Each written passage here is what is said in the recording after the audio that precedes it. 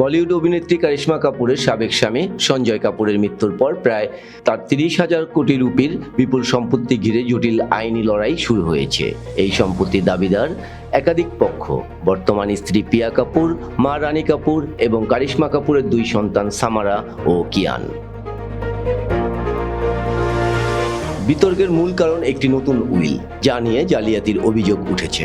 কারিশমার সন্তানদের দাবি, ওই উইলের সম্পত্তির সঠিক বিবরণ গোপন করা হয়েছে এবং তাদের ন্যায্য অধিকার খর্ব করা হচ্ছে। এই অভিযোগের পর বিষয়টি আদালতে গড়ায় এবং মামলাটি গুরুত্ব পায়। সম্প্রতি দিল্লির হাইকোর্টে একটি গুরুত্বপূর্ণ অভ্যন্তরীণকালীন নির্দেশ দিয়েছে।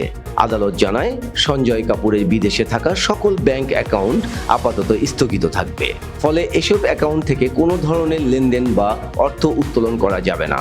বিশেষ করে পিয়া কাপুর ওই সম্পত্তি ব্যবহার বা স্থানান্তর করতে পারবে না বলে স্পষ্টভাবে উল্লেখ করা হয়েছে।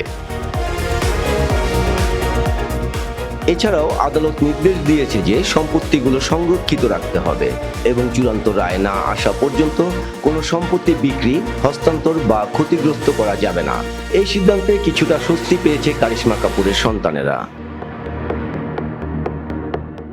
এদিকে কারিশমা কাপুরের বোন কারিনা কাপুর খান একটি বার্তায় আশাবাদ ব্যক্ত করে বলেন, সত্য একদিন প্রকাশ পাবে।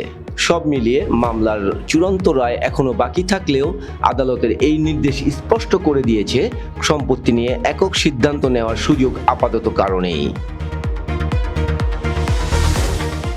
Desk report, next Bangladesh 24।